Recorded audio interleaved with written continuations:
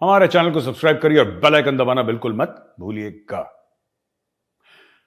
दोस्तों, आप जानते हैं इमरान खान तो फिर इमरान खान है। आपकी और हमारी क्या बिसात उसके सामने। इमरान खान ने जोश जोश में फिर से मुंह से एक ऐसी गलत बात निकाल दी कि मुंह से वही निकलता है जो दिल में होता है। मैं तो यही मानता हूं, जो इंसान के दिल में है वही उसकी जबान पे होगा, या कम से कम ऐसा होना चाहिए अगर वो अच्छे खानदान का या शरीफ बंदा है। इमरान खान ने फिर बोल दिया कि जो आजम स्वाति है, याद है जिसका सॉफ्टवेयर अपडेट करा था, ये फोटो देखिए आजम स्वाति की। हाँ, इसने जो गाली गलौज करी थी, हमने आपको पिछले एपिसोड में बताया था, इसने काफी गलत बातें बोल दी थी। आर्मी चीफ जनरल बाजवा को बास्टर्ड वगैरह बोल दिया था, गंदी गंदी गालियां दे दी थी इसने आर्मी चीफ जनरल बाजवा को। तो उसके लिए पुलिस इसको उठा के ले गई। इमरान खान को गुस्सा आ गया। इमरान खान ने बोला मेरा बंदा है, वो कुछ करे, वो किसी को गाली दे, आर्मी चीफ को गाली दे, वो कुछ भी करे, तुम्हारी हिम्मत कैसे हुई उसको उठाने की? राइट? अच्छा, पाकिस्तान का लॉ प्रोवाइड यह करता है, पाकिस्तान के कानून में यह बात है कि आप ऐसे में एक्शन ले सकते हैं, कानून के तहत उसको उठाया आजम स्वाति को, लेकिन नहीं। और इमरान खान ने ऐसी बात कह दी जो, देखिए पूरा वीडियो हमारे पास है, लेकिन हम वीडियो नहीं दिखाएंगे, सिर्फ ऑडियो आपको सुनाएंगे और इमरान खान की फोटो दिखाएंगे। सुनिए। अपने आजम स्वाति के लिए प्रोटेस्ट करना है। सबको मैं कह रहा हूं, जो उसे जुल्म हुआ है, यह जुल्म की इंतहा है। एक आदमी जिसने एक ट्वीट किया है, दुनिया के अंदर हर जगह आपको इजाजत होती है जमहूरियत में तनकीद करने की। एक ट्वीट के ऊपर तनकीद करने पे उसको तशद्दुद किया गया। एक 75 साला आदमी, उसको पहले उसके पोता और पोतियों के सामने मारा घर में जाके, और उस आदमी का कोई भी उसके ऊपर इस तरह का जुल्म हुआ होता तो उसका गुस्सा आना था। उसके बाद उसकी जो सबसे बड़ा हमारे माशरे के अंदर, एक हमारा माशरा इस्लामी माशरा है, उसकी जो वीडियो बना के उसके घर उसकी फैमिली को दी गई, यानी कौन आदमी है उसके बाद रिएक्ट नहीं करेगा? मेरी तरह का आदमी, मैं तो खुदकुश हमले के लिए तैयार हो जाऊंगा मेरे घर से मुझे कोई इस तरह करे। यानी मैं तो अपना सारा, मैं उसके बाद तो सिर्फ एक चीज मेरे जहन में आया कि मैंने बदला कैसे लेना है, और मैं हर सतह पे जाऊं बदला लेने के लिए। सुना आपने दोस्तों इमरान खान ने क्या बोला? कहता अगर ये मेरे साथ होता तो मैं खुदकुश हमला कर देता। खुदकुश हमला यानी कि सुसाइड बॉम्बिंग, यानी कि मैं आत्मघाती मानव बम बन जाता और मैं फूट जाता। ये पाकिस्तान के प्रधानमंत्री हैं, फिर ये कहते हैं हमें एफएटीएफ की ग्रे लिस्ट में। यार, यहां पे जब कॉमन आदमी सुसाइड बॉम्बिंग की बात करता है, मैं लश्कर तैयबा और जैश ए मोहम्मद की बात नहीं कर रहा, मैं अलकायदा की बात नहीं कर रहा, इस्लामिक स्टेट की बात नहीं कर रहा, और ना मैं बात कर रहा हूं तहरीक तालिबान पाकिस्तान की। जब पाकिस्तान का फॉर्मर प्राइम मिनिस्टर, पाकिस्तान का साबिक प्रधानमंत्री यह बोल दे कि मैं सुसाइड बॉम्बर बन जाता, मैं खुदकुश हमला कर देता, आप सोचिए मानसिकता क्या होगी उस देश में, लोगों की मानसिकता। मैं सब लोगों की बात नहीं कर रहा, जाहिर सी बात है, लेकिन एक आम बंदे की मानसिकता क्या है यार वहां पे।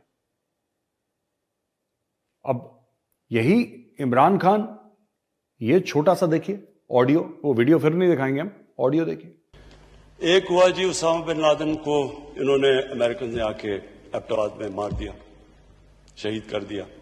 ये ओसामा बिन लादेन को शहीद बोल रहा है, ये शख्स ओसामा बिन लादेन को शहीद बोल रहा है। राइट? अब ये देखिए तीसरा वाला कि स्पीकर जनाब शाह महमूद कुरैशी साहब की टांगें कांप रही थी, कह रहे थे हिंदुस्तान हमला कर रहा है। हमने हिंदुस्तान को घुस के मारा है जनाब स्पीकर वहां पे। और पुलवामा में जो कामयाबी है, पुलवामा में जो हमारी कामयाबी है, वो इमरान खान की क़यादत में इस कौम की कामयाबी है। उसके हिस्सेदार आप भी सब हैं, उसके हिस्सेदार हम भी सब हैं। ये फवाद चौधरी साहब, डब्बू जी, ये पुलवामा की मुबारकबाद दे रहे हैं इमरान खान को। पुलवामा में जो सुसाइड बॉम्बिंग हुई थी, हमारे 40 भाई वीरगति को प्राप्त हुए सीआरपीएफ के, उसकी मुबारकबाद दे रहा है। खान साहब बहुत बढ़िया काम करा आपने पुलवामा। अब देखिए ना, ये कौन है ये लोग? मैं आपको मानसिकता बताना चाहता हूं, ये कौन लोग हैं। ये पाकिस्तान में नॉर्मल पॉलिटिशियन है, नेता हैं ये कोई टेररिस्ट आउटफिट के लोग नहीं है दोस्तों। काफी भारतीय मुझे कहते हैं ना कि यार आप डेली पाकिस्तान को ऐसा वैसा बोलते हो, और आप ही जैसे लोगों की वजह से प्यार मोहब्बत नहीं हो पाती पाकिस्तान। अरे बेवकूफों, प्यार मोहब्बत कहां से होगी? ये तो फटने वाला है इमरान खान। ये तो कहता है कि मैं वेस्ट लगा के थैंक यू बोल दूंगा किसी भी समय। आप समझ रहे मेरी बात? ये जो लोग ओसामा बिन लादेन को शहीद बोल रहे हैं, जो कहते हैं कि हम खुद ही बन जाते सुसाइड बॉम्बर, पुलवामा के लिए जो पार्लियामेंट में खड़े होकर, नेशनल असेंबली पाकिस्तान में कहते हैं, पार्लियामेंट में या नेशनल असेंबली में खड़े होकर मुबारकबाद दे रहा है प्रधानमंत्री को। उस समय वो सिटिंग प्राइम मिनिस्टर था इमरान खान, उस समय वो प्रधानमंत्री था पाकिस्तान का, और जो डब्बू था ये फवाद हुसैन चौधरी, ये उस वक्त इसकी कैबिनेट में था, काबीना में था इसकी, वो भी मंत्री था, एक कैबिनेट मिनिस्टर था। एक कैबिनेट मिनिस्टर अपने प्रधानमंत्री को पार्लियामेंट में खड़े होकर यह कह रहा है कि जनाब मैं आपको मुबारकबाद देता हूं पुलवामा की, आपने बहुत बड़ा तीर मार दिया पुलवामा में। अब ये तो इनके हाल है यार।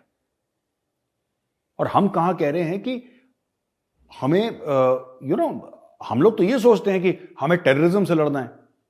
ओ भाई, इनके पार्लियामेंट में टेररिस्ट घुसे हुए हैं। टेररिज्म क्या है?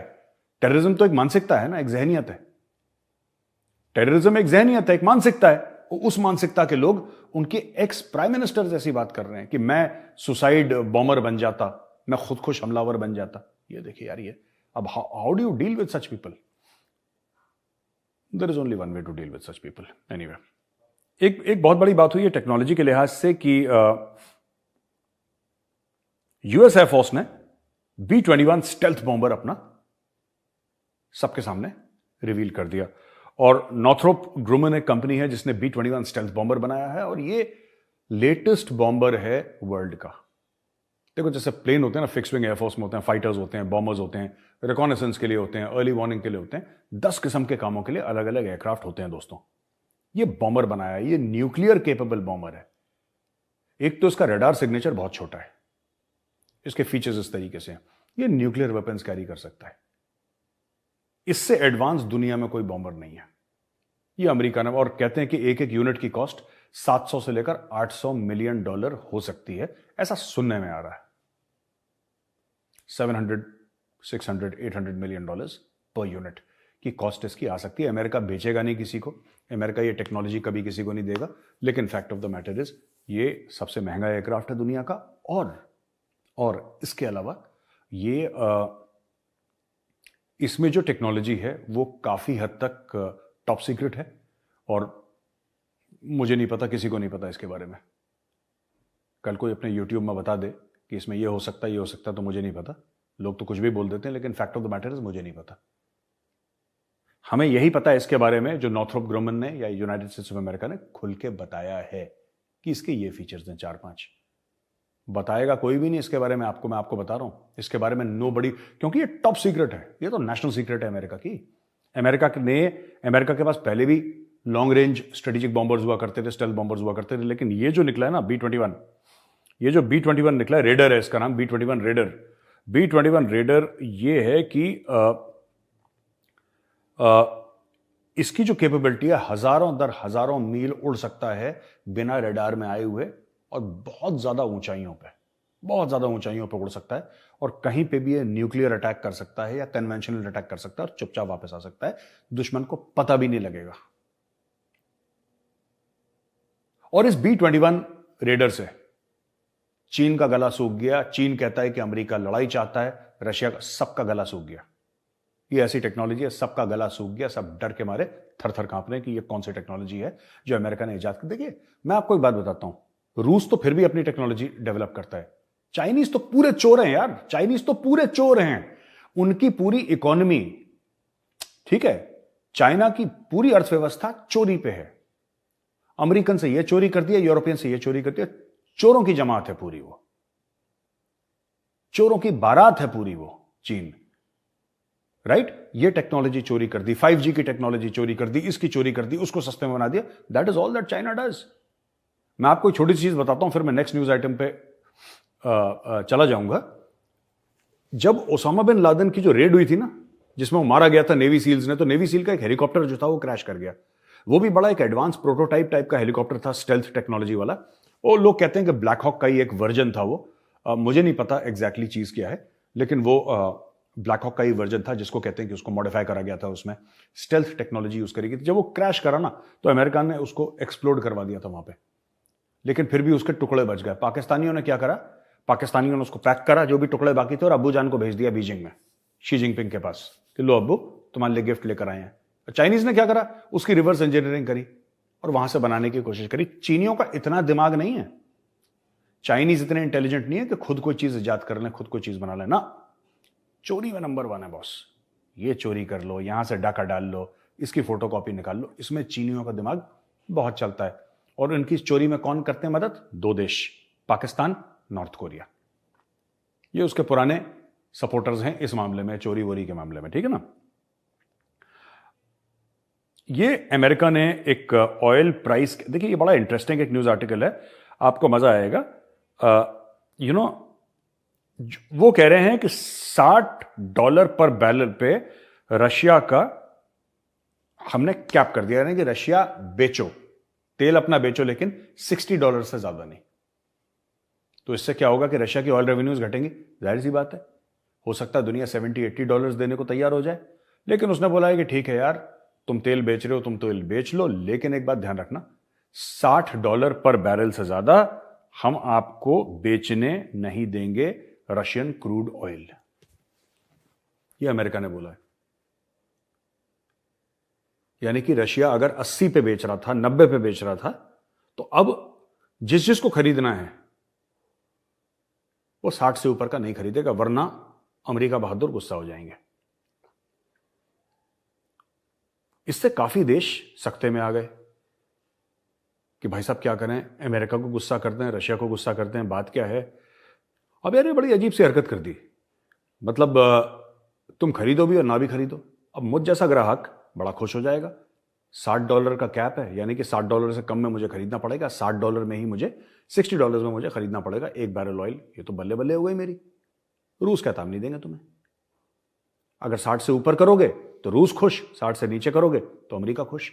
दोनों खुश कभी नहीं हो पाएंगे किसी प्राइस पॉइंट पे। तो रशिया ने साफ मना कर दिया।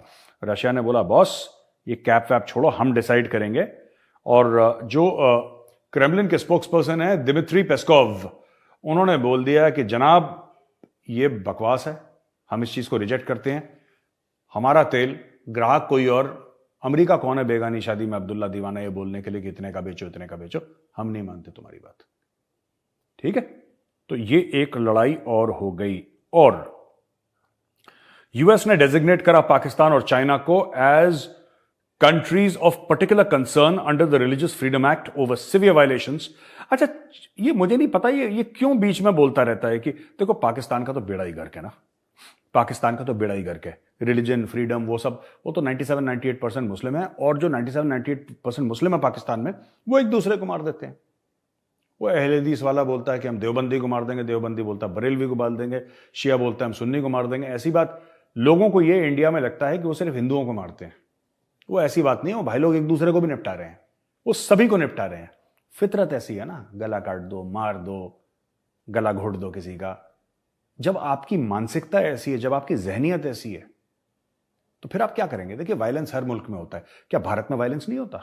भारत में भी वायलेंस होता है। अमेरिका में नहीं होता? जबरदस्त वायलेंस होता है अमेरिका में, हर जगह होता है। लेकिन जब पाकिस्तान बनाया था वो इसलिए बनाया था कि सारे मुसलमान भाई बन के रहेंगे। ये भाई एक दूसरे को क्यों निपटा रहे हैं यार? ये मुझे बात समझ में नहीं है। देखो हिंदू लड़कियों को कन्वर्ट करा, हजारों की तादाद में मार दिया, रेप कर दिया, वो एक बहुत संगीन मामला है, वो बहुत सीरियस मामला है एक।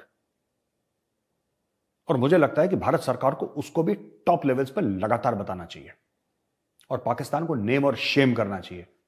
ठीक है, सिख लड़कियों के साथ जो कराए, मंदिरों के साथ कराए, गुरुद्वारों के साथ जो कराए। लेकिन आप ये मत समझिएगा कि वहां पे पाकिस्तान में मुसलमान को नहीं मार रहा।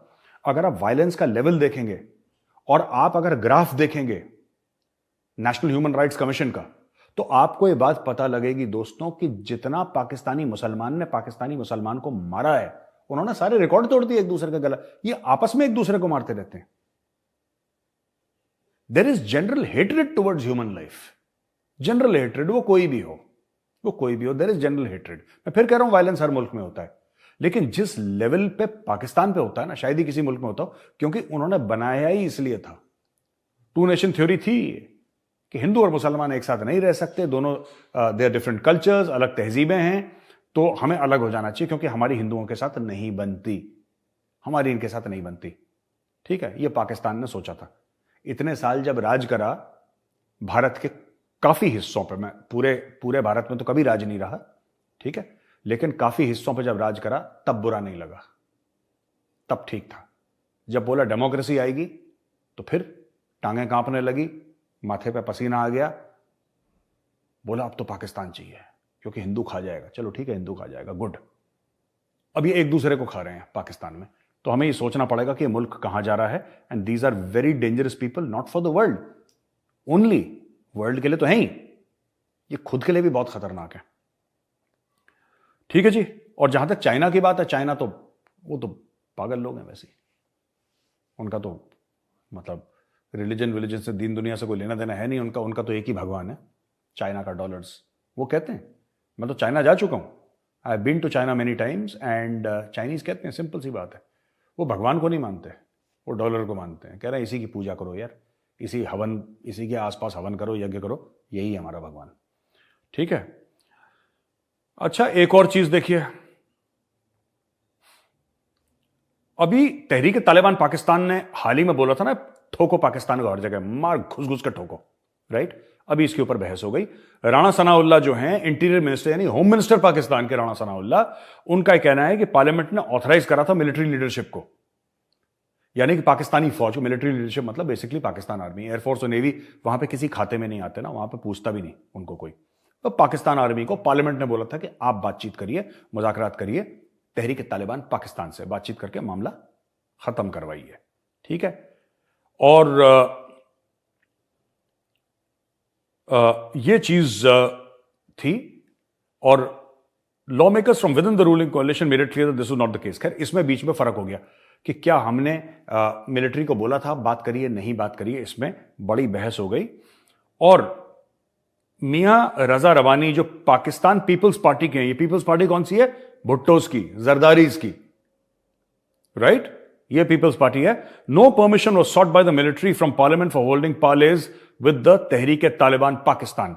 ये कहा है senate chairman and PPP leader Mian Raza Rabbani, इन्होंने डॉन न्यूज को बताया। अब बात यह है ना कि मैं आपको बताता हूं चक्कर क्या है, मैं आसान लफ्जों में आपको बताता हूं।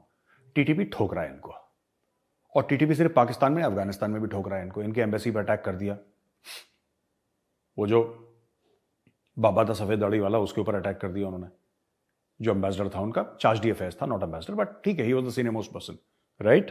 अब हुआ यह है कि सब लोग एक दूसरे पर ब्लेम कर रहे हैं, यार हमने तो तुम्हें बोला था बात करने के लिए, तुमने बात नहीं करी। नहीं नहीं नहीं, तुमने नहीं बोला था, इसने बोला था बात करने के लिए। अच्छा, हमने तो फौज को बोला था, फौज कहती है सानू की, भाई मेरा क्या है इसमें, मेरा काम है बात करना। तो आपस में ये लोग एक दूसरे पे तनकीद कर रहे हैं, एक दूसरे को ब्लेम कर रहे हैं।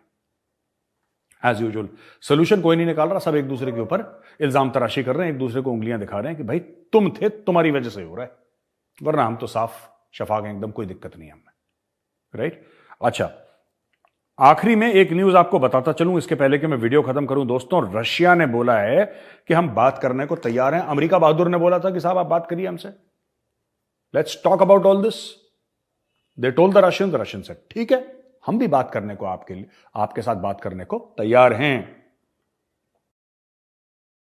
लेकिन रशियंस ने एक बात बोली कि जो हम टेरिटरी यूक्रेन की ले चुके हैं, हम टेरिटरी जो यूक्रेन की ले चुके हैं, आप पहले उसको रिकॉग्नाइज करिए कि ये रूस की टेरिटरी है,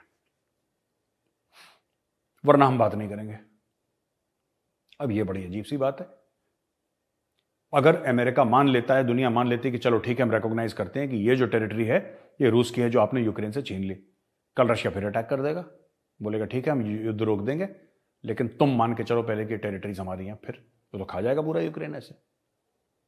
तो ये चक्कर अभी चल रहा है, ये मामला यहां पे अटका हुआ है यूक्रेन और रशिया वॉर का। मैं आपको बताता चलूं संक्षिप्त में, आई जस्ट टेक 1 मिनट। दोस्तों, लोग पक गए इससे।